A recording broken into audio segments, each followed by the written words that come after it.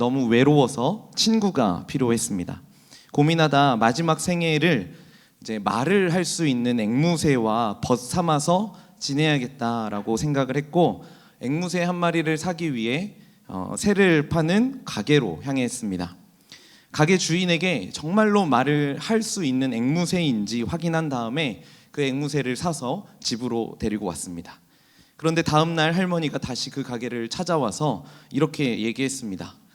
앵무새가 말을 하지 않아요. 주인은 너무 미안해하면서 조심스럽게 물었습니다. 혹시 새장 안에 그네가 있나요? 그네가 없다면 그네를 하나 사가시죠. 새들은 그네를 타면 기분이 좋아서 말을 하기도 합니다. 그렇게 할머니는 그네를 하나 사가지고 갔습니다. 그리고 다음 날 할머니는 다시 가게로 찾아왔습니다. 새가 아직도 말을 하지 않아요. 사장님이 이렇게 얘기하셨어요.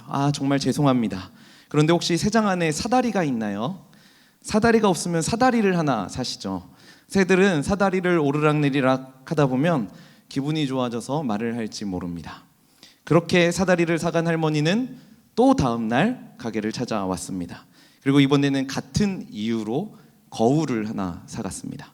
그리고 다음 날 마지막으로 할머니가 가게를 찾아오셨습니다. 이번엔 그 가게 주인이 할머니에게 먼저 물었어요. 새가 아직도 말을 하지 않나요? 그러자 할머니가 울먹이면서 이렇게 말씀하셨습니다. 아니요, 새가 죽었어요. 사장님이 다시 물었어요. 정말 죄송합니다. 그런데 새가 죽을 때까지 정말 아무 말도 하지 않았나요? 그러자 할머니가 이렇게 말씀합니다.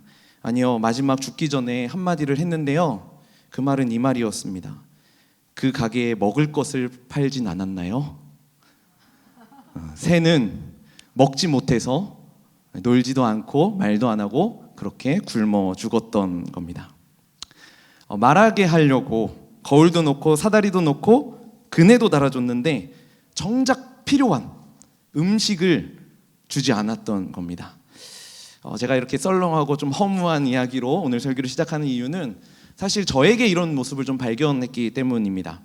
오늘 말씀을 나누려고 제가 어떤 본문을 우리 성도님들과 함께 나누면 좋을까를 하면서 이렇게 찾다가 여러 본문들을 이렇게 놓고 특별히 갈라디아서를 이렇게 딱 봤는데, 갈라디아서를 보면서 제가 어떤 생각을 했냐면 이 갈라디아서는 복음이 선명하게 드러나는 성경 중에 하나잖아요. 그러면서 여기 갈라디아서는 너무 예수님 얘기 나오니까 설교 본문으로 정하기에는 좀 별로인 것 같다, 이런 생각을 제가 순간 했던 거예요.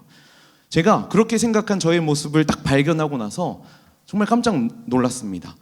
아니 어떻게 예수님 얘기가 나와서 별로라니. 사실 예수님은 우리에게 가장 중요한 것이잖아요.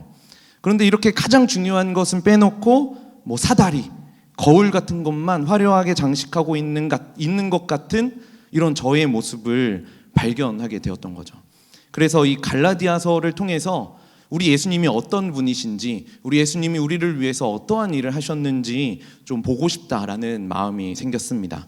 그래서 우리 오늘은 좀 다른 것에 초점을 맞추는 것이 아니라 정말 중요한 것, 예수님께 집중하고 또 예수님으로 인해서 우리에게 주어진 이 은혜가 얼마나 아름답고 위대한 것인지 오늘 읽은 이 갈라디아서의 말씀을 통해서 함께 살펴보려고 합니다.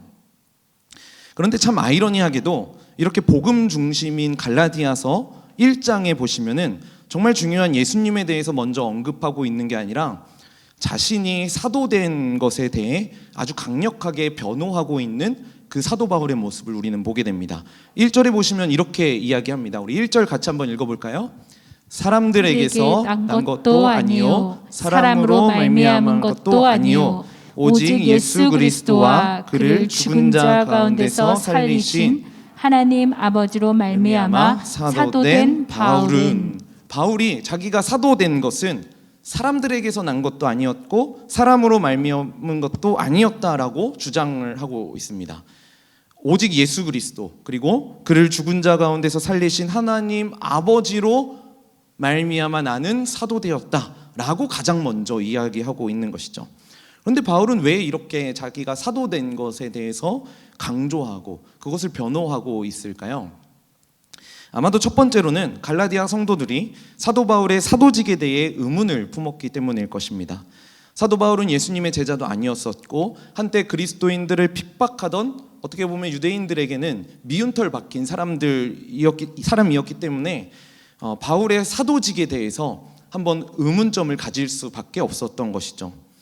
그리고 또 이 바울, 우리 가지고 있는 이 은혜의 신학에 대해서 동의할 수 없었던 유대주의자들이 있었는데, 아마도 그러한 사람들이 갈라디아 교회로 들어가서 바울은 사도가 될 수 없는 사람이다, 바울은 잘못된 신학을 가지고 있는 사람이다 라고 말했을 것입니다. 그런데 이것들이 사도 바울의 입장에서는 정말 기가 찰 일이라는 거죠. 다메섹으로 가는 길에 예수님을 정말로 만났는데 뭐 오늘같이 스마트폰으로 영상 찍어서 뭐 인증샷 찍어서 보존할 수 있고 뭐 그것을 내밀 수 있는 것도 아니고, 이미 교회 안에 그런 의심의 목소리들이 소문이 되어 돌아다니는 상황이었다라는 거죠. 이런 차원에서 바울 사도는 얼마나 억울했을까요? 바울이 사도가 된 사건 우리는 너무나 잘 알고 있잖아요. 바울은 정말로 하나님의 부르심을 받았고 예수님을 만났고 그 하나님의 뜻 아래에 사도가 된 사람이었습니다. 그래서 바울은 자신의 사도직을 다시 한번 변호하고 있는 거죠. 사실 갈라디아서를 보시면요, 다른 서신서들과는, 다른 바울 서신서들과는 좀 다른 게 하나가 있는데, 감사에 대한 고백이 드러나 있지 않다라는 겁니다.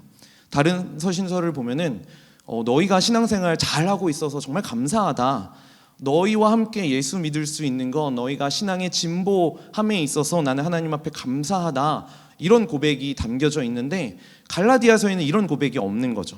왜 감사에 대한 고백이 없을까요? 그만큼 바울에 대한 의심이 심각했고, 감사를 고백하기 이전에 이런 긴급한 내용들, 자신의 사도직을 변호하기 위한 이런 부분에 있어서 권면해야 할 필요성을 느꼈던 것일 겁니다. 그럼에도 불구하고 자신의 사도직을 변호하고 있는 이 바울의 입장에 대해서 저는 좀 잘난 체 하는 거 아닌가, 이런 느낌을 지울 수가 없습니다. 사실 사도직이 뭐가 그렇게 중요하겠어요. 마치 이런 거예요. 여러분들 저를 보시면 굉장히 동안처럼 보이시죠? 네, 동안처럼 보이잖아요. 저도 그렇게 생각합니다. 근데 제가 사역을 처음 시작할 때 제가 좀 어려 보이는 게 좀 컴플렉스였습니다. 왜냐하면 한국에는 아직 나이 이런 게 굉장히 중요하잖아요. 나이가 주는 그 권위 이런 게 좀 있잖아요. 그래서 저는 좀 어려 보이고 싶지 않았습니다. 그래서 제가 처음 사역을 시작하면서 머리를 아주 짧게 깎아보기도 했었고, 나중에는 2대8 가르마를 이렇게 쫙 하면서 나 좀 나이 들어 보인다, 이렇게 해서 좀 했었던 거죠. 마치 이런 것처럼 바울이 자신의 사도직을 변호하고 있는 게 사도로서의 권위를 이 갈라디아 성도들에게 강요하고 있는 것처럼 보인다라는 거죠. 그런데 바울이 자기의 사도직을 변호하고 있는 이유는 이런 이유 때문만이 아니라 이런 의도가 담겨져 있습니다. 사실 히브리 전통에 의하면 보냄을 받은 자와 보낸 자는 동일시 여겨지는 문화가 있었습니다. 보낸 사람의 권위를 보냄을 받은 자가 동일한 권위로 그 권위를 가져다가 행사할 수 있는 거죠. 사실 사도라는 말의 의미가 뭔지 아세요? 사도는 보냄을 받은 자라는 의미를 가지고 있잖아요. 보냄을 받았다라는 것은 보낸 자가 있을 것이고, 그렇다면 사도들을 보낸 자는 예수님이었기 때문에 이 사도직의 출발점이 다시 한 번 더 회복되는 건 너무나 중요했었던 겁니다. 그래서 바울이 부활하신 예수님을 직접 만나고 그분으로부터 직접 보내심을 받았다고 강조하고 있는 것이죠. 예수님으로부터, 부활하신 예수님을 만나고 그 예수님으로부터 보냄을 받은 이 사도가 바울에게 인정이 될 때에 바울이 전하고 있는 이 말씀들, 복음의 말씀들은 바울의 권위가 아니라 보내신 예수 그리스도의 권위를 가지고 전해지게 된다라는 것이죠. 결국 자신의 사도직을 지키기 위해서 마지막 남은 그 자존심을 부리고 있는 것이 아니라 복음을 지키기 위해서, 예수 그리스도를 전하기 위해서 자기의 사도직을 변호하며 갈라디아 교회에 편지하고 있는 것이다 라고 할 수 있는 겁니다. 그런데 갈라디아 교회에 이런 복음의 원리가 무너지는 일들이 발생하고 있었던 거죠. 그것은 바로 다른 복음이 갈라디아 교회에 들어왔던 겁니다. 오늘 본문 우리가 5절까지 읽었는데요, 6절에 이렇게 이야기합니다. 같이 읽어볼까요? 그리스도의 은혜로 너희를 부르신 이를 이같이 속히 떠나 다른 복음을 따르는 것을 내가 이상하게 여기노라. 네, 바울이 갈라디아 교회 성도들의 소식을 들었던 거죠. 다른 복음을 따르고 있다라는 것. 그래서 그것을 이상하게 여겼고 다른 복음으로부터 돌이키기를 원하는 그 마음 가지고 권면하기 위해서 오늘 이 갈라디아서를 쓰고 있다라는 겁니다.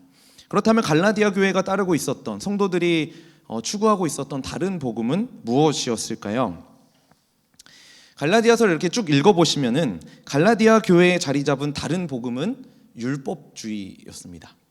율법의 행위로 의롭다 여김을 얻을 수 없는데 그것으로 의롭게 되려는 사람들이 갈라디아 교회에 들어가서 그 사람들을 유혹했고 성도들이 그 유혹에 넘어가게 되었던 것이죠. 그러니까 다른 복음이라는 건 단순히 예수님 아니고 다른 종교, 다른 신을 믿었다 이런 개념이 아니라 구원을 얻기 위해서 율법을 잘 지키려는 행위가 그들 가운데 있었다라는 겁니다. 그래서 바울은 그런 유혹에 넘어간 갈라디아 교인들을 향해서 너희들은 율법의 행위로 의롭게 여겨지는 것이 아니라 오직 믿음으로 의롭게 될 수 있다라는 이 사실을 강력하게 주장하고 있는 것이죠. 그런데 오늘 한번 이 부분에 대해서 생각해 보려고 해요. 왜 사람들이 율법을 지켜서 의롭게 되려고 할까요? 정말로 율법을 잘 지켜야지만 구원에 이르는 길이 있다라고 생각하기 때문에 그 율법에 대한 행위를 하는 것일까요? 물론 구약적인 사고를 가진 사람들이라면 그렇게 생각할 수도 있겠죠. 그런데 보통 율법을 잘 지키는 사람들, 율법을 행하는 사람들을 우리가 바라본다면은 우리는 그 사람들에 대해서 어떻게 평가할까요? 만약에 우리 주변에 주일 성수를 너무나 잘 지키고 있고 또 11조도 꼬박꼬박 잘 내고 헌금도 잘 하고 새벽 기도에도 빠지지 않고 매 공예배에 열심히 참석하고 교회 곳곳에서 교육부서나 각종 부서에서 성가대 찬양팀에서 열심히 섬기고 또 거기서 멈추지 않고 매 있는 훈련 사역에 매번 신청해서 공부하는 이런 사람들이 있다라고 한번 가정해 봅시다.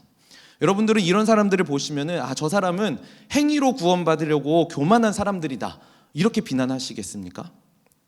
우리는 보통 그런 사람들을 가리켜서는 믿음이 좋다라고 평가를 내리고 판단을 하죠. 그런데 이렇게 생각해 봐요. 예배도 잘 드리고 헌금도 잘해요. 그런데 섬기고 있는 교육부서에 가서 아이들과 막 싸워요. 막 다퉈요. 막 뭐라 그래요? 막 혼내기만 해요. 그럼 이런 사람은 믿음이 좋은 건가요? 믿음이 좋지 않은 건가요? 여전히 섬기고 있는데. 결국 사도 바울이 지금 갈라디아 교회 사람들을 지적하고 있는 건 너희들 율법 잘 지켜서 의로움에 이르려는 그런 사람들을 향해서 지적하고 있는 것이 아니라 율법에서 중요하게 교훈하고 있는 결국 율법이 얘기하고 있는 정의 또는 자비, 사랑 이런 것들을 실제적인 행위로 나타나지 않고 그러한 것들에 대해서 무관심한 사람들 때문이었다라는 겁니다. 예수님을 믿는다라고 이야기하면서 나는 하나님을 알고 하나님이 말씀하시는 그 공동체에 속해 있다라고 이야기하면서 예수님으로부터 주어지는 은혜와 평강에 대해서 흘려보내지 않는 사람들, 그 사람들을 향한 지적이 갈라디아서의 핵심 교훈이라는 겁니다. 결국 이 갈라디아 교회에 있었던 성도들은 할례, 절기를 잘 지키는 것 이러한 것들에 대해서는 집착할 정도로 굉장히 열심이었지만 더 중요한 믿음 그리고 성령으로 행하는 삶, 성령에 이끌리는 삶에 대해서는 무관심했었다라는 거죠. 그래서 갈라디아서를 쭉 이렇게 보시면은 5장에 가서 이런 권면을 하기도 합니다. 만일 우리가 성령으로 살면 또한 무엇으로 행할지니? 네, 성령으로 행할지니. 이러한 것들이 갈라디아 교회에 결핍이 되어 있으니까 사도 바울이 너희들 성령으로 행해야 한다라고 권면하고 있는 것이죠. 중요한 건 하나님 아버지 그리고 자신의 아들을 통해 보내신 예수 그리스도를 향한 믿음을 가지는 것. 더 나아가서 그때 우리에게 보내주시는 성령님을 통해서 살아가는 우리의 삶, 그것이 예수 그리스도를 믿는 성도에게 필요한 모습이라는 겁니다. 그런데 이러한 복음의 원리가 아니라 하나님 아버지와 예수 그리스도를 통해서 의로움을 얻는 게 아니라 내 노력으로 의를 채워가려는 그 나의 의로움들이, 내 노력들이 갈라디아 교회 성도들에게 남아 있었던 것이죠. 결국 그러한 노력들로 인해서 율법이나 절기들은 그렇게 잘 지키면서 더 중요한 예수 그리스도를 향한 믿음이나 그때 주어지는 성령으로 행하는 삶은 팽개치고 있는 것, 이것이 갈라디아 교회 성도들이 가지고 있었던 문제점이라는 겁니다. 그래서 한 교수님은요, 갈라디아 교회의 위기에 대해서 이렇게 표현했습니다. 위선적 영성의 유혹. 이게 갈라디아 교회 성도들에게 있었다라는 것이죠. 자신의 의지와 욕망을 포기해야 하는 그 믿음의 삶은 꺼리면서도 여전히 그 안에는 속하고 싶고 믿음은 가진 자처럼 보여지고 싶고, 그런 유혹이, 이런 위선의 유혹이 갈라디아 교회 성도들에게 있었다라는 겁니다. 나 자신을 포기하고 사랑으로 타인에게, 다른 사람들에게 종노릇하며 사는 것보다는 사실 한 번 할례 받는 게 더 매력적이죠. 안식일은 얼마든지 우리가 철저하게 지킬 수 있지만 세상에 살고 있는 다른 사람들에게 예수 그리스도를 통해 받은 자비와 사랑을 베푸는 것, 그것은 쉽지 않습니다. 이런 차원으로 오늘을 살아가고 있는 우리들도 믿음 좋은 사람처럼 보이게 만드는 여러 모양들이 있고, 그것에 대해서는 열심을 다하고 있다는 거죠. 그게 우리의 모습이라는 겁니다. 그리고 그렇게 추구하고 있는 그 모습들은 사실 나쁜 것들이 또 아니에요. 대부분 보면 유익하고 좋은 것들이고 믿음이 좋아 보이는 모습들이죠. 그래서 아까 그 교수님이 또 뭐라고 얘기하셨냐면은, 율법을 또는 행위들에 대해서 이렇게 얘기하셨어요. 텅 빈 내 영성의 빈자리를 감추기 위한 위장막으로 활용한다. 내 영성이 비어있죠. 그런데 그 빈자리를 감추는 겁니다. 위장하여서 마치 뭐가 있는 것처럼. 이게 갈라디아 교회가 가지고 있었던 다른 복음이었던 겁니다. 사실 우리도 마찬가지죠. 믿음을 버리고 싶지는 않고 그 공간을 뭔가 채워야겠는데 진짜 복음으로 채우고 싶지는 않은 거예요. 교회에서는 믿음 좋은 사람처럼 보이면서 내가 살아가는 나의 삶을 통해서는 육체의 욕심을 이루려고 하는 그 모습이 우리의 영성을 뭔가 포장하려고 하는 위장막이 우리의 삶 가운데 쳐져 있다라는 겁니다. 이게 갈라디아 성도들이 가지고 있었던 다른 복음이었죠. 그렇다면 진짜 복음은 무엇일까요? 그리고 그 진짜 복음은 무엇으로 증명될 수 있을까요? 우리가 3절의 말씀에 좀 초점을 맞춰보고자 합니다. 우리 3절 말씀 같이 읽어보겠습니다. 우리 하나님 아버지와 주 예수 그리스도로부터 은혜와 평강이 있기를 원하노라. 네, 하나님 아버지와 주 예수 그리스도로부터 주어지는 은혜와 평강, 그것이 진짜 복음을 증명한다라는 겁니다. 그것이 하나님 아버지 그리고 예수 그리스도를 믿는 사람들에게 주어지는 열매라는 것이죠. 우리는 사실 그런데 이 은혜와 평강이라는 이 말에 너무나 익숙해져 버렸어요. 은혜, 평강, 우리가 너무나 많이 쓰는 말이잖아요. 평안, 평강, 평화, 이런 말 너무 많이 쓰잖아요. 그래서 이 은혜와 평화라는 이 말을 상투적으로 습관적으로 사용하면서 이 말의 깊은 의미에 대해서는 좀 인식하지 못할 때가 많이 있습니다. 한번 은혜와 평강이 무엇인지 너무나 잘 알고 있지만 한번 점검해 보려고 해요. 먼저 은혜가 무엇일까요? 우리가 너무나 잘 알고 있듯이 자격이 없는 자들에게 거저 베풀어 주시는 하나님의 사랑, 그리고 또 하나님의 선물이라고 이야기할 수 있을 겁니다. 자격, 조건 이런 거 상관없이 주어지는 하나님의 선물이 은혜인 거죠. 그런데요, 이 세상은요, 좋은 자격과 좋은 조건들을 굉장히 중요하게 생각합니다. 돈, 지위, 명예 이런 거 중요하기 때문에 자녀들과 함께 보내는 그 시간보다 돈과 명예를 얻기 위해서 우리 인생의 대부분을 그곳에 소비하게 만들어버리죠. 또 외모, 또 이렇게 겉으로 드러나는 이런 모습들이 굉장히 중요한 시대가 되어서 예쁘고 잘생기면 잘 대우해 주니까 예뻐 보이려고 하고 내 몸을 더 좋은 몸으로 가꾸려고 막 운동하기도 합니다. 그런데 은혜는 이런 조건에 얽매이지 않고 주어지는 것이죠. 누구는 좀 더 잘생겨서 돈이 더 많아서 주어지는 거 은혜 아니잖아요. 출신이나 환경이나 상황에 따라서 주어지는 것 아니잖아요. 모든 이에게 공평하게 주어지는 것이 은혜인 거죠. 하나님이 어떤 사람 딱 콕 집어서 이 사람 구원해주고 이 사람에게 은혜 주면은 얘는 교회에 조금 더 유익이 되겠구나, 교회에서 조금 더 큰 일을 하겠구나 하면서 어떠한 가능성과 기대감 때문에 은혜를 주시는 분이 아니시다라는 거죠. 하나님 그렇게 선택하시지 않았잖아요. 우리를 공평하게 누구에게나 동일하게 은혜를 주셨던 거죠. 사랑하는 성남제교회 성도 여러분, 이게 은혜예요. 이게 은혜입니다. 우리는 이러한 은혜를 경험해야 하고 이 은혜를 붙잡는 사람들이 되어야만 합니다. 그리고 이 은혜를 경험하는 자가 누릴 수 있는 것이 무엇일까요? 바로 평안, 샬롬인 것입니다. 제가 딸을 키우면서요, 아직 만 3세밖에 안 됐지만 아이가 커가면서, 아이를 키우면서 사람들로부터 계속 들었던 이야기가 있어요. 아이를 출산하기 전에는 이렇게 이야기를 해주시더라고요. 물론 다 관심의 표현이셨겠지만 뱃속에 있을 때가 가장 좋을 때야. 나오면 고생 시작이지. 그죠? 그리고 아이가 태어났어요. 그리고 태어나고 나서는 뭐라고 이야기하시냐면은 지금이 가장 이쁠 때야. 아이가 기어다니고 걸어다니기 시작하면 고생 시작이다. 이렇게 이야기를 해주시더라고요. 그렇게 아이가 기어다니고 걷기 시작하니까 또 이야기하세요. 말하기 시작하면은 얼마나 머리 아픈데 그냥 아주 기어올라. 지금이 좋은 때야. 말을 이제 말을 하고 있거든요. 그러니까 이렇게 이야기하세요. 앞으로 학교 다니기 시작해봐. 신경 쓸 게 얼마나 많은데 그때부터는 진짜 고생 시작이다. 이렇게 이야기하시더라고요. 저는 그렇게 아이 키우는 내내 고생만 하고 있습니다.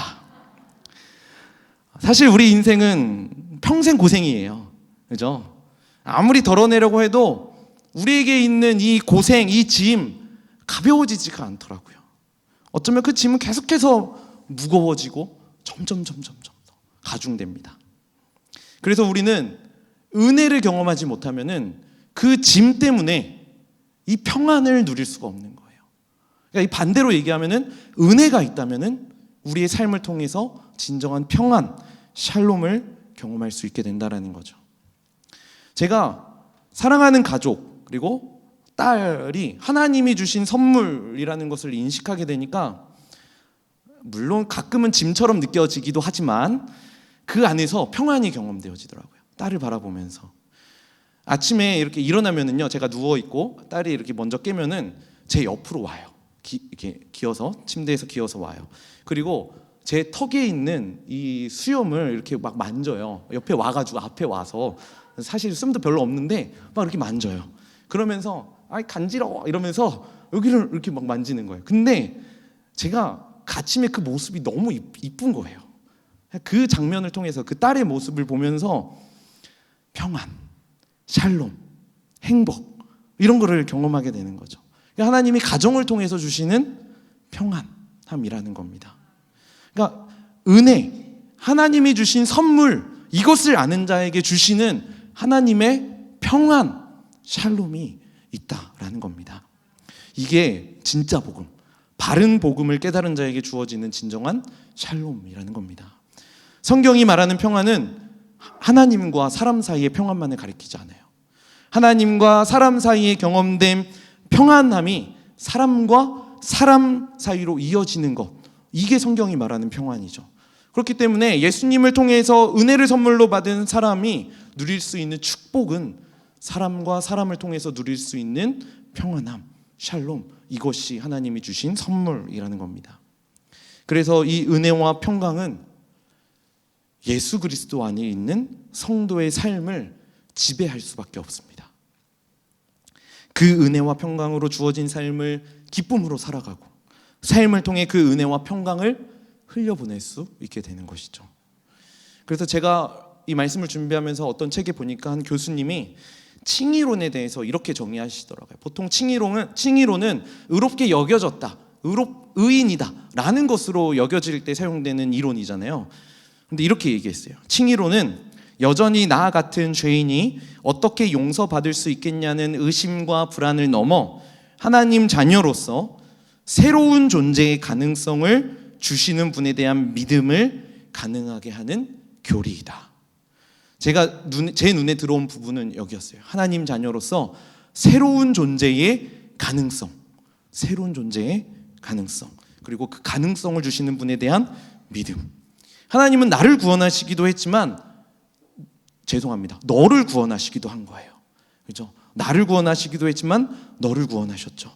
그리고 우리가 그렇게 버림받고 깨질 때에 하나님은 우리와 함께 하길 원하시고 우리를 구원하길 원하셨다라는 거죠. 그래서 우리는 새로운 존재가 되었고 예수 그리스도 안에서 우리는 새로운 존재가 되었고 예수 그리스도 안에서 새로운 가능성을 부여받은 존재들이라는 것이죠. 그래서 그렇게 구원받은 하나님의 자녀들은 자기 자신만을 위해 살지 않습니다. 이전에는 나 자신만을 위해서 나 자신만 그 구원의 기쁨을 누리고 나 의인이다 라는 것들을 통해서 기쁨을 누렸다면은 진짜 복음을 누리는 그리스도인은 나 자신만을 위해서 살지 않습니다. 그리고 우리만을 위해서도 살지 않습니다. 복음을 알고 은혜와 평강을 경험한 성남제일교회 성도는 절대로 나만을 위해서 살지 않습니다. 은혜와 평강을 경험한 성남제일교회는 우리만을 위해서 살지 않는 거죠. 사실 저는 이런 차원에서 우리 성남제일교회가 너무 좋습니다. 왜냐하면 우리 교회는 이러한 것들을 계속해서 실천하고 있거든요. 나만 누리지 않고 우리 교회만 누리지 않고 이 은혜와 평강을 우리 주변에 흘려보내는 일들을 하는 교회가 바로 우리 성남제일교회이기 때문이죠. 아까 그 광고 시간에도 잠깐 말씀드렸지만 중앙동 지역에 있는 주민들 그리고 또 소상공인들을 지원하기 위해서 샬롬 상품권이라는 것을 발행해서 지원하고 있습니다. 이게 뭘까요? 바른 복음이, 진짜 복음이 우리 교회 안에 살아있다라는 증거인 거죠. 우리 교회가 속한 지역을 품고 이 중앙동을 품고 이 중앙동 이 성남 지역에 샬롬을 흘려보내는 하나님이 우리에게 주신 그 소명, 사명을 우리는 실천하고 있는 겁니다. 그런데 바울은 이런 복음의 원리를 이미 알고 있었더라고요. 3절을 다시 한 번 더 보세요. 우리 하나님 아버지와 주 예수 그리스도로부터 은혜와 평강이 있기를 원하노라. 이렇게 이야기하는데 이 은혜와 평강이 누구에게 있기를 원하노라 라는 고백일까요? 이게 바울 자신에게 있기를 원한다라는 고백일까요? 그게 아니라 갈라디아서라는 편지를 받고 있는 성도들에게 주 예수 그리스도로부터 은혜와 평강이 너희에게 있기를 원하노라 이러면서 간구하고 있는 것이죠. 그런데 바울이 쓴 이 편지의 내용을 좀 한번 세심하게 보자라는 거예요. 보통의 논리라면은 이 은혜와 평강은 다른 복음을 따르고 있었던 갈라디아 성도들이 누리는 게 아니라 예수 그리스도의 은혜를 힘입어 사도된 바울이 누릴 수 있는 거죠. 그래서 1절을요 다시 한 번 더 보시면은 하나님 아버지와 주 예수 그리스도로부터 사도가 된 바울이기 때문에 원래 이렇게 고백하는 게 맞아요. 원래는 이렇게 되어 있는데 오직 주 예수 그리스도와 그를 죽은 자 가운데서 살리신 하나님 아버지로 말미암아 사도된 바울은 은혜와 평강을 누리고 있다. 사실 이렇게 말해야 맞는 거잖아요. 이게 논리적으로 합리적인 거죠. 그런데 바울은 그 은혜와 평강이 자기 자신에게 있기를 원한다라고 이야기하지 않고 다른 복음을 따르고 있었던, 그래서 감사를 고백할 수도 없이 재빨리 편지를 써 내려갈 수밖에 없었던 그 갈라디아 성도들에게 돌리고 있는 것이죠. 갈라디아 교회 성도들에게 은혜와 평강이 있기를 원하노라.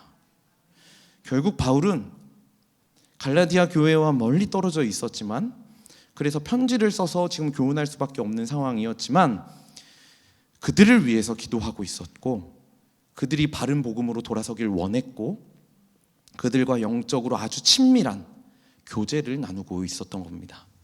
이게 바로 내가 믿는 예수 그리스도, 나만 믿는 예수 그리스도가 아니라, 그리고 또 우리만 믿는 예수 그리스도가 아니라 우리가 믿고 있는 예수 그리스도였었던 것이죠. 중앙동에 샬롬을 꿈꾸고 평안을 꿈꾸고 샬롬 상품권을 나누는 것처럼 우리가 함께 샬롬을 누리고 샬롬을 누리길 소망하는 것, 그것이 진짜 복음을 가진 자들이 할 수 있는 일이라는 겁니다. 성남제일교회는 이렇게 성남과 함께 중앙동과 함께 은혜와 평강을 누리는 교회인 거죠. 결국 이미 바울은 갈라디아 교회 성도들과 함께 하고 있었던 겁니다. 멀리 떨어져 있었지만 그들과 함께, 갈라디아 교회 성도들과 함께하고 있었던 것이죠. 다메섹에서 만난 예수님이 사도 바울의 예수님이 아니라 우리의 예수님이 되었음을 이 갈라디아서를 통해서 또 사도 바울의 삶을 통해서 증명하고 있는 겁니다. 그래서 우리도 이러한 결단이 있길 간절히 소망합니다. 나만을 위해 사는 것 아니라 내가 경험한 은혜와 평강이 우리 주변으로 흘러갈 수 있도록, 우리 교회를 통해서 하나님의 은혜와 평강이 흘러갈 수 있도록 한번 우리 이렇게 결단했으면 좋겠어요. 그래서 우리 그 결단의 마음을 담아서 옆 사람 보시면서 인사해 봅시다. 좀 기니까요 함축해서 샬롬 이렇게 한번 인사해 볼까요? 샬롬, 샬롬, 평안. 네, 우리가 먼저 평안을 누리고 또 그 평안이 우리 성도님들이 살아가는 그 삶의 모든 영역에서 흘러가고, 우리 성남제일교회를 통해서 이 중앙동에 흘러가고 성남에 흘러가고 대한민국에 흘러가고 온 열방에 흘러가고, 이것이 우리의 고백이 되길 간절히 소망합니다. 그래서 이 고백이 우리의 고백이 되었으면 좋겠어요. 주의 보좌로 나아갈 때 우리가 어떻게 나아갈 수 있을까? 나를 구원한, 우리를 구원한 주의 십자가, 그것을 믿으며 가네. 하나님, 이것이 우리의 믿음의 고백입니다. 이것이 우리 교회의 믿음의 고백입니다. 우리 이러한 마음 담아서 우리 함께 하나님 앞에 찬양하며 나아갑니다.